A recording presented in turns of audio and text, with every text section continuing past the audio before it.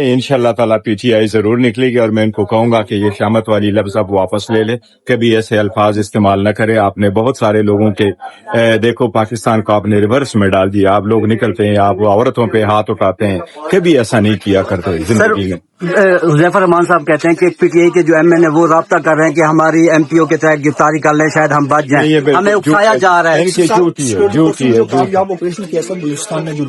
دیکھو ہم نے کل بھی کہا ہے، بلوچستان میں بڑا دہشت گرد کا جو حملہ ہوا، ہم نے اس کی شدید مذمت کی ہے۔ پاکستان افواج کو، سیکورٹی فورسز کو، جوانان کو، اور جو ہمارے افسران ہیں ان کو خراج عقیدت پیش کرتے ہیں، ہم خراج تحسین پیش کرتے ہیں۔ ان کی جو قربانیاں ہیں وہ کبھی رہ گا نہیں جائے گی، ان کی جو شہادتیں ہوئی ہے وہ اس قوم کی حیات ہے۔ انشاءاللہ تعالیٰ انہی کی وجہ سے یہ قوم اس دہشت گردی کے خلاف جنگ جیتے گی انشاءاللہ۔ آج ملاقاتوں کا دن ہے، آج دیکھو میں ریکویسٹ، ہم نے کل بھی ریکویسٹ کی ہے، ملاقاتیں ہونے چاہیے، ملاقاتوں پہ سیاست نہ ہو، ملاقاتیں ہوگی تو تھوڑی سی حالات بہتری کی طرف